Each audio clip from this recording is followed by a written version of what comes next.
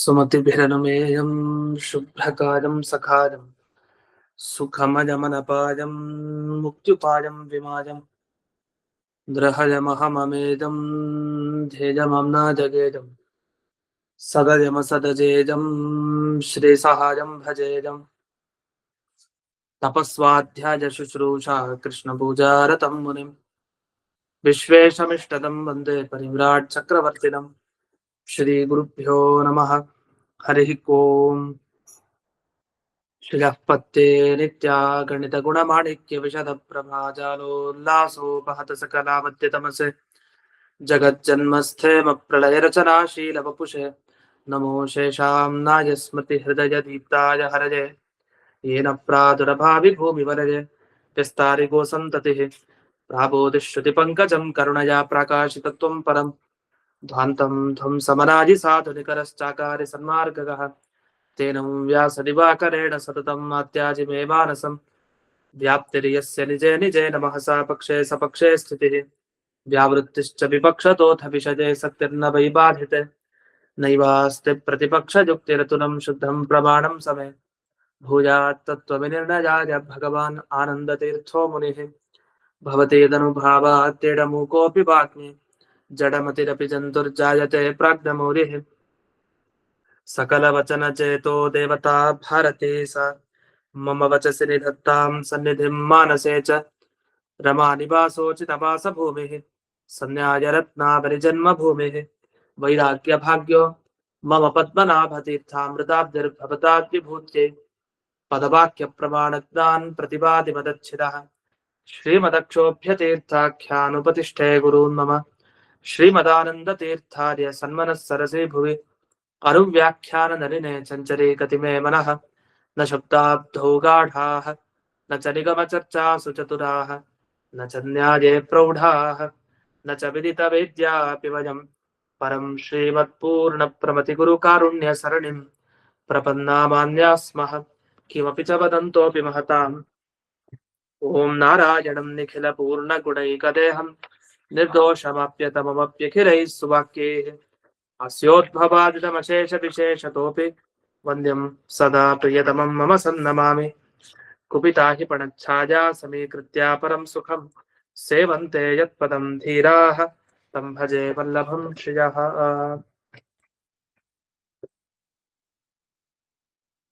ಈಗ 172ನೆಯ ಸುಧಾಮೂಲ ಬೌದ್ಧವಾದ ಅದರ ವಿಮರ್ಶೆಯನ್ನ ಮಾಡ್ತಾ ಇದೊಂದು ಪ್ರಶ್ನೆಯನ್ನ ಮಾಡ್ತಾರೆ. ಯಥಾ ಭವನ್ಮತೆ ಜ್ಞಾನೋದಯ ಅನಂತರಮಪಿ ಸಂಸಾರಾವಸ್ಥಾನಂ. ನಾವೇನ್ ಪ್ರಶ್ನೆ ಮಾಡಿದ್ವಿ ನಮಗೆ ಮರು ಪ್ರಶ್ನೆಯನ್ನು ಮಾಡ್ತಾರೆ. ನಾವೇನ್ ಪ್ರಶ್ನೆ ಮಾಡಿದ್ವಿ ಅವ್ರಿಗೆ ಅಂದ್ರೆ, ಈಗ ಶೂನ್ಯ ಜ್ಞಾನ ಬಂದವನು ಮೋಕ್ಷಕ್ಕೆ ಹೋಗ್ಬೇಕು, ಕೂಡ್ಲೆ ಯಾಕೆ ಹೋಗಲ್ಲ? ಜ್ಞಾನ ಬಂದು ಎಷ್ಟೋ ದಿವ್ಸ ಆಗ್ಬೇಕು, ಎಷ್ಟೋ ದಿವ್ಸ ಎಷ್ಟೋ ವರ್ಷ ಆಗ್ಬೇಕು, ಯಾವಾಗ್ಲೂ ಒಮ್ಮೆ ಅವನು ಮೋಕ್ಷಕ್ಕೆ ಹೋಗ್ತಾನೆ. ಹಾಗಾದ್ರೆ ಶೂನ್ಯ ಜ್ಞಾನದಿಂದ ಮೋಕ್ಷಕ್ಕೆ ಹೋಗ್ತಾರ ಇಲ್ವಾ? ಅಷ್ಟ ಹೇಳಿ. ಹೋಗ್ತಾನೆ, ಕೂಡ್ಲೆ ಹೋಗಲ್ಲ. ಮತ್ ಶೂನ್ಯ ಜ್ಞಾನ ಬಂದ್ರು ಏನು ಉಪಯೋಗ ಆಗತ್ತೆ? ಜ್ಞಾನ ಬಂದ್ರು ಮೋಕ್ಷಕ್ಕೆ ಹೋಗಲ್ಲ ಅಂದ್ರೆ ಯಾವಾಗ್ಲೂ ಹೋಗ್ತಾನೆ ಅಂದ್ರೆ ನೀವು ಮೋಕ್ಷಕ್ಕೆ ಶೂನ್ಯ ಜ್ಞಾನ ಕಾರಣ ಅಂತ ಹೇಳ್ಬೇಡಿ. ಯಾಕೆ ಕಾರಣ ಅಂದ್ರೆ ಅದ ಕಾರಣ ಇದ್ ಕೂಡಲೇ ಕಾರ್ಯ ಆಗ್ತಾ ಇರ್ಬೇಕು. ಮುಂದೆ ಕಾರಣ ಇದೆಯಂತೆ ಆದ್ರೆ ಕಾರ್ಯ ಆಗೋದೇ ಇಲ್ಲ, ಯಾವಾಗ್ಲೂ ಆಗತ್ತೆ, ಅದು ಸುಳ್ಳು. ಪ್ರಕೃತದಲ್ಲಿ ನಮ್ಮ ಸಿದ್ಧಾಂತದಲ್ಲೂ ಹಾಗೆ ಅಲ್ವಾ ಅಂತ ಅವರು ನಮಗ್ ಪ್ರಶ್ನೆ ಮಾಡ್ತಾರೆ. ದ್ವೈತ ಸಿದ್ಧಾಂತದಲ್ಲಿ ಹೇಗಿದೆ? ಭಗವಂತನ ಅಪರೋಕ್ಷ ಜ್ಞಾನ ಆದ ಕೂಡಲೇ ಮೋಕ್ಷ ಆಗಲ್ಲ. ಕೆಲವ್ರಿಗೆ ಆಗ್ಬಾರ್ದು ಅಂತಾನೂ ಇಲ್ಲ, ಸಾಮಾನ್ಯವಾಗಿ ಆಗಲ್ಲ. ಭಗವಂತನ ಅಪರೋಕ್ಷ ಜ್ಞಾನ ಆದವರಿಗೆಲ್ಲ ಕೂಡ್ಲೆ ಮೋಕ್ಷಕ್ಕೆ ಹೋಗೋದು ಅಂತ ಇಲ್ಲ, ಅವರು ಸಂಸಾರದಲ್ಲಿ ಇರ್ತಾರೆ. ಯಾಕೆ ಹಾಗಾದ್ರೆ ನಿಮ್ಮ ಸಿದ್ಧಾಂತದಲ್ಲಿ ದೇವರ ಅಪರೋಕ್ಷ ಜ್ಞಾನ ಆದವರು ಇನ್ನೂ ಸಂಸಾರದಲ್ಲಿ ಹೇಗಿರ್ತಾರೆ? ಯಾಕೆ ಜ್ಞಾನವೇ ತಾನೇ ಮೋಕ್ಷಕ್ಕೆ ಕಾರಣ. ನಿಮ್ಮ ಸಿದ್ಧಾಂತದಲ್ಲೂ ಜ್ಞಾನಿಗಳಿದ್ದಾರೆ, ಅವ್ರಿಗೂ ಅಪರೋಕ್ಷ ಜ್ಞಾನ ಆಗಿದೆ, ಯಾಕೆ ಅವ್ರು ಇನ್ನೂ ಸಂಸಾರದಲ್ಲಿದ್ದಾರೆ? ಹಾಗಾದ್ರೆ ಅವ್ರು ಹೇಗ್ ಸಂಸಾರದಲ್ಲಿದ್ದಾರೋ ನಮ್ಮ ಸಿದ್ಧಾಂತದಲ್ಲೂ ಹಾಗೆ ಇರ್ತಾರೆ ಅಂತ ನಮ್ಮ ಸಿದ್ಧಾಂತದಲ್ಲಿರೋ ವಿಷಯ ಇಟ್ಟುಕೊಂಡು ಬೌದ್ಧ ತಾನು ಪ್ರಶ್ನೆ ಮಾಡ್ತಾನೆ. ಅದಕ್ಕೆ ನಮ್ಮ ಉತ್ತರ ಏನು? ವ್ಯತ್ಯಾಸ ಇದೆ, ವೈಷಮ್ಯಂ, ವ್ಯತ್ಯಾಸ ಇದೆ. ನಮ್ಮ ಸಿದ್ಧಾಂತಕ್ಕೂ ನಿಮ್ಮ ಸಿದ್ಧಾಂತಕ್ಕೂ ವ್ಯತ್ಯಾಸ ಇದೆ. ಏನು? ಅದನ್ನ ಆಚಾರ್ಯರು ತಿಳಿಸ್ತಾರೆ. ಪರಪ್ರಸಾದನೆಚ್ಛೋಸ್ತು ವಿಲಂಬೋ ನಾಮ ಯುಜ್ಯತೆ ಭೂಮಿಚ್ಛಾಧೀನತಾ ನೋ ಚೇತ್ ವಿಲಂಬ ಕಿಂ ಕೃತೋ ಭವೇತ್.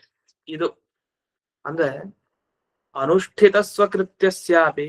ನಿಜ, ಒಬ್ಬ ವ್ಯಕ್ತಿ ನಮ್ಮ ಸಿದ್ಧಾಂತದಲ್ಲಿ ಅಂದ್ರೆ ದ್ವೈತ ಸಿದ್ಧಾಂತದಲ್ಲಿ ತಾನು ಏನೇನ್ ಮಾಡ್ಬೇಕೋ ಎಲ್ಲಾ ಕರ್ತವ್ಯಗಳನ್ನ ಮಾಡಿ ಮುಗಿಸಿದಾನೆ.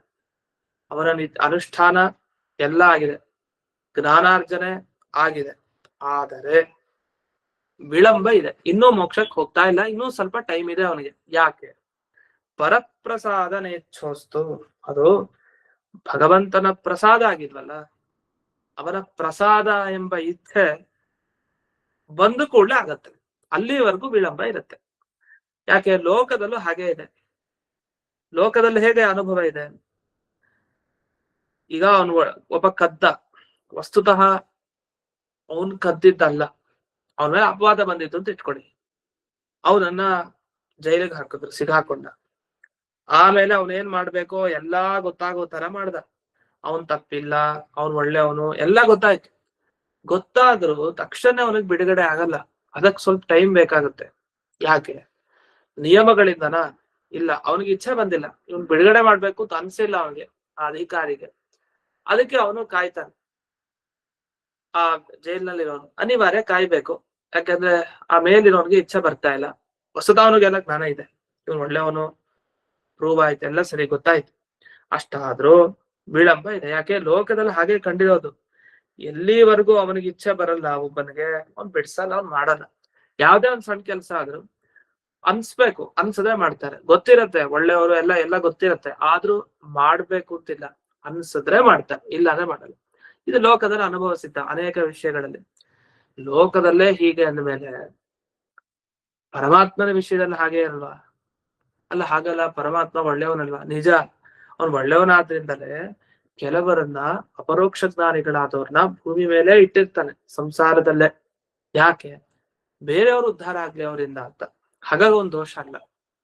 ಅದೇ ಬೇರೆಯವ್ರು ಹಾಗಲ್ಲ, ಲೋಕದಲ್ಲಿರೋರು ಅವನು ಉದ್ಧಾರ ಮಾಡಲ್ಲ, ಇನ್ನೊಬ್ರು ಉದ್ಧಾರ ಮಾಡಲ್ಲ. ಹಂಗೆ ಭಗವಂತ ಹಾಗಲ್ಲ, ಎಲ್ರಿಗೂ ಉದ್ಧಾರವನ್ನ ಮಾಡ್ಬೇಕು ಅಂತಾರೆ. ಅಲ್ಲಲ್ಲ ಅಪರೋಕ್ಷ ಜ್ಞಾನಿಗಳನ್ನ ಇಟ್ಟು ಅವರ ಮುಖಾಂತರ ಧರ್ಮ ಪ್ರಚಾರವನ್ನ ಮಾಡ್ತಾ ಅನೇಕ ಶಿಷ್ಯರಿಗೆ ಉದ್ಧಾರ ಮಾಡ್ತಾ ಇರ್ತಾರೆ. ಇದು ಸಹಜ.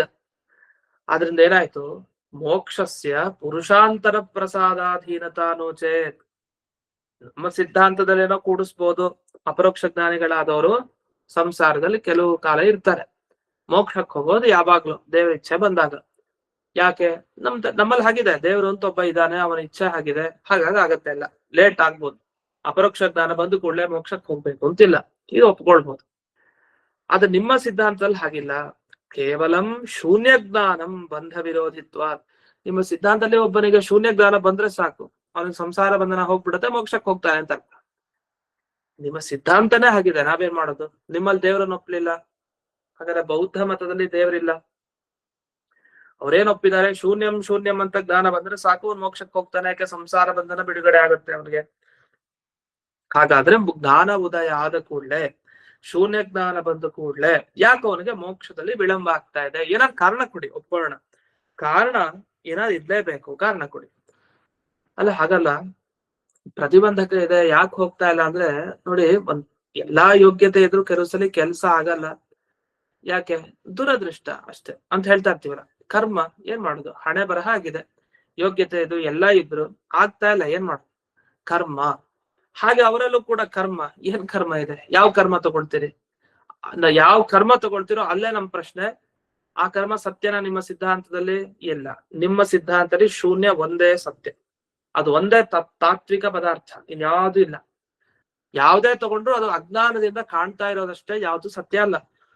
ನೀವ್ ಹೇಳೋ ಕರ್ಮ ಪ್ರತಿಬಂಧಕ ಅಂತೇನಿದೆ, ಅದು ಅಜ್ಞಾನದಿಂದ ಹುಟ್ಟಿದ್ಯಾ ಇಲ್ವಾ ಅಷ್ಟೇ ಹೇಳಿ. ಅಜ್ಞಾನದಿಂದ ಹುಟ್ಟಿದೆ ಅಂತಂದ್ರೆ ಅವಾಗ ನಮ್ಮ ಪ್ರಶ್ನೆ ಸಮೃದ್ಧಿ ಕಾರ್ಯತ್ವೇನ ಜ್ಞಾನ ವಿರೋಧಿತ್ವ.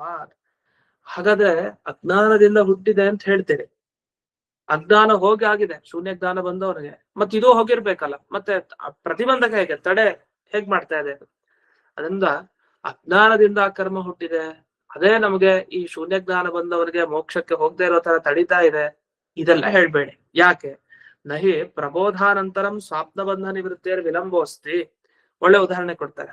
ಈಗ ಕನಸಿನಲ್ಲಿ ಜೈಲಲ್ಲಿ ಸೇರ್ಕೊಂಡ್ಬಿಟ್ಟಿದಾನೊಬ್ಬ. ಎಚ್ಚರ ಆಯ್ತು. ಎಚ್ಚರ ಆದ ಕೂಡ್ಲೆ ಜೈಲಿನಿಂದ ಬಿಡುಗಡೆ ಆಯ್ತಾ ಇಲ್ವಾ? ಎಲ್ಲಿ? ಕನಸಿನಲ್ಲಿ ಸಿಗಾಕೊಂಡಿರ್ತಾನಲ್ಲ ಅಲ್ಲಿ. ಆಗ್ಲೇಬೇಕಲ್ಲ. ಎದ್ಮೇಲೆ ಅಲ್ಲಿ ಮನೇಲಿ ಇರ್ತಾನ ಅಷ್ಟೇ, ಜೈಲಲ್ಲಿ ಏನಿರಲ್ವಲ್ಲ. ಹಾಗಾದ್ರೆ ಏನಾಯ್ತು? ಕನಸಿನಲ್ಲಿ ಆಗುವಂತಹ ಬಂಧನ ಯಾರೋ ನಮ್ಮನ್ನ ಕನಸಿನಲ್ಲಿ ಕಟ್ ಹಾಕಿದ್ದಾರೆ, ಹಗ್ಗ ಹಾಕಿ ಕಟ್ ಹಾಕಿದ್ದಾರೆ.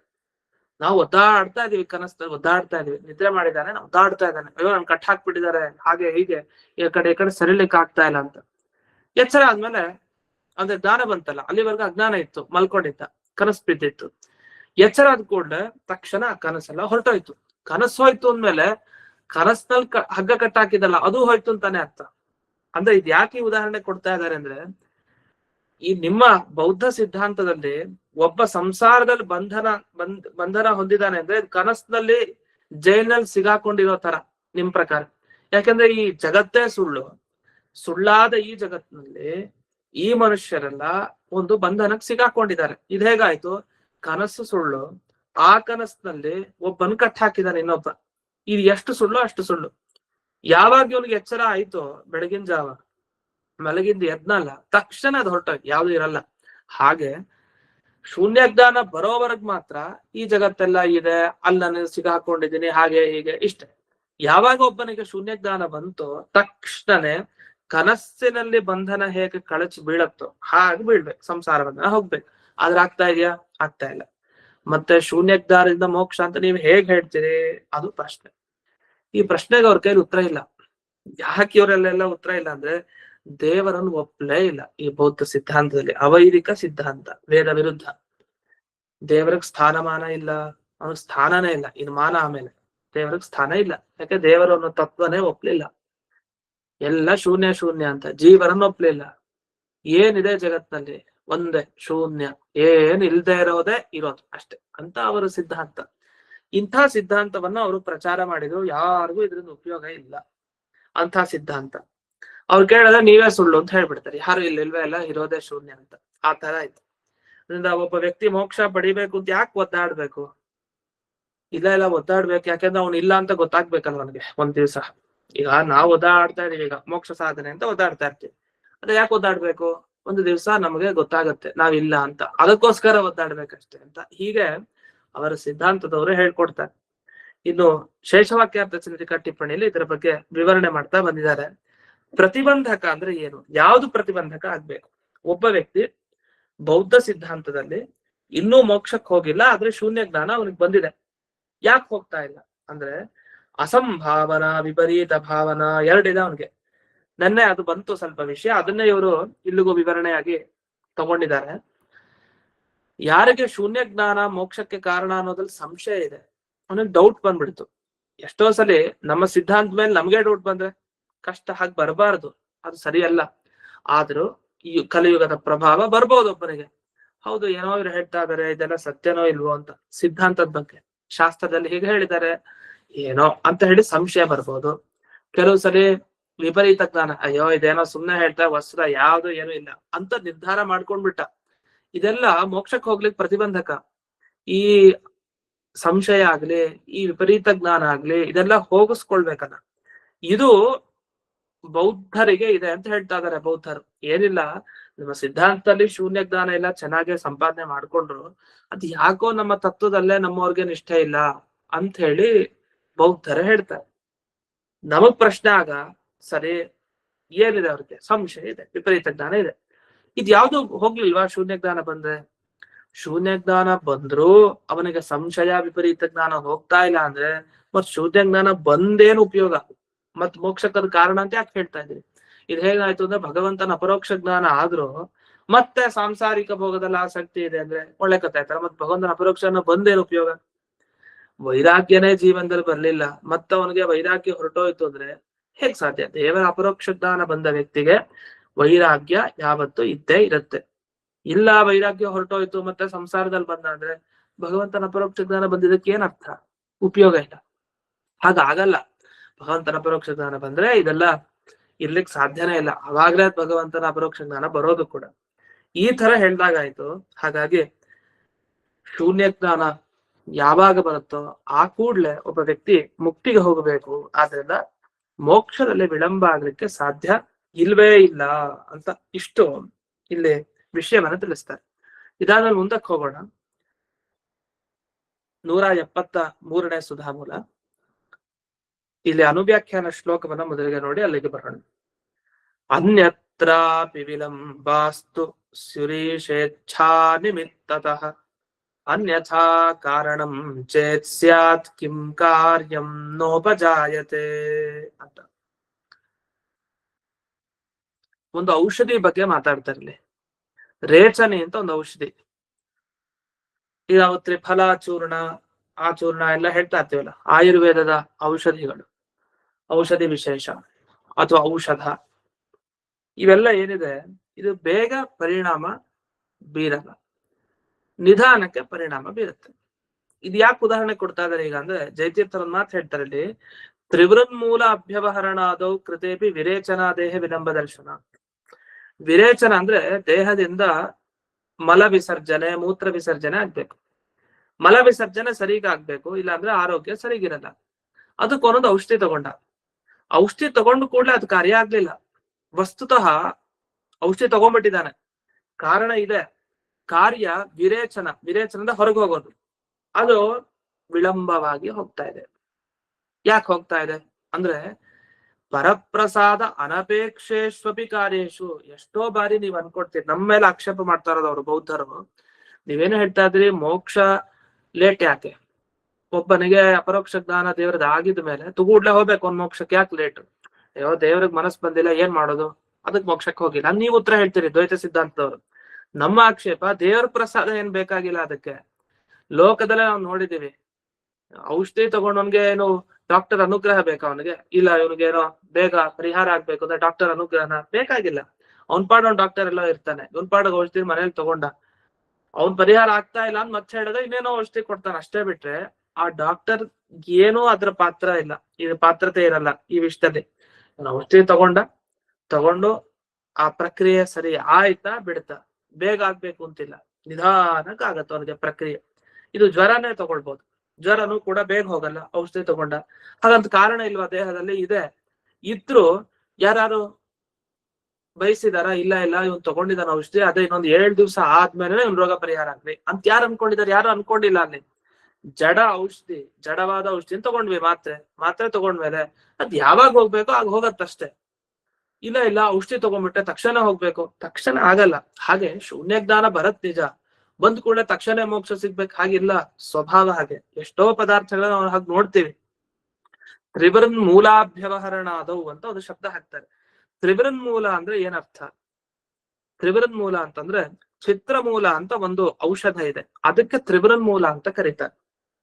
ಇದನ್ನ ಶ್ರೀನಿವಾಸ ತೀರ್ಥರು ಬಿಡಿಸಿದ್ದಾರೆ. ಅಥವಾ ತ್ರಿವೃನ್ ಮೂಲ ಅಂದ್ರೆ ಯಾದುಪತ್ಯದಲ್ಲಿ ಬಿಡಿಸೋ ಹಾಗೆ ರೇಚನಿ ಅಂತ ಒಂದು ಹೆಸರು, ಔಷಧಿಯ ಹೆಸರು, ಅದಕ್ಕೆ ತ್ರಿವೃನ್ ಮೂಲ ಅಂತ ಕರೀತಾರೆ.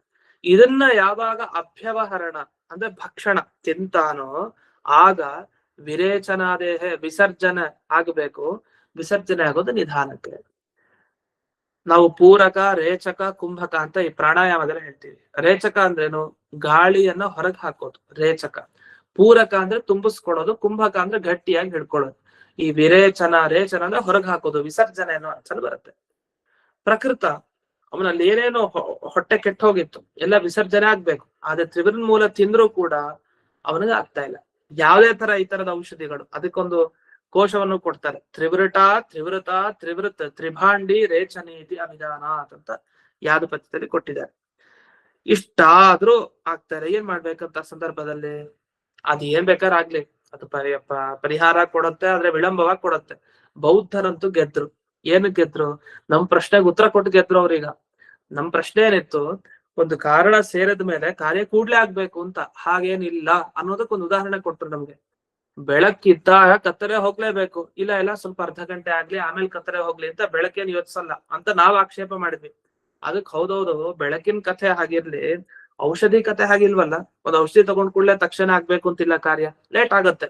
ಅಲ್ಲೇನು ನಿಮ್ ದೇವ್ರಿದಾನ?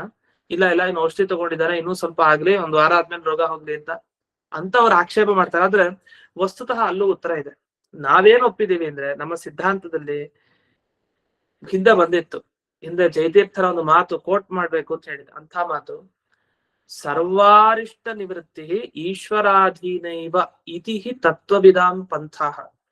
ತತ್ವ ಸಿದ್ಧಾಂತಗಳು ಅಂದ್ರೆ ದ್ವೈತ ಸಿದ್ಧಾಂತದವ್ರು ಹೇಳೋದೇನಂದ್ರೆ ಎಲ್ಲಾ ತರದ ಅನಿಷ್ಟ ಹೋಗ್ಬೇಕು ಅಂದ್ರೆ ಅದು ಭಗವಂತನಿಂದಲೇ ಸಾಧ್ಯ. ಇದು ಆಚಾರ್ಯರ ಸಿದ್ಧಾಂತ. ದೇವ್ರೆ ಅಲ್ಲಿ ಎಲ್ಲದಕ್ಕೂ ಕೊನೆಗೆ. ಅವನ ಔಷಧಿ ತಗೊಂಡ ಇನ್ನೂ ಹೋಗಿಲ್ಲ, ದೇವ್ರ ಸಂಕಲ್ಪ ಆಗಿಲ್ಲ ಹೋಗ್ಬೇಕು ಅಂತ ಅಷ್ಟೇ.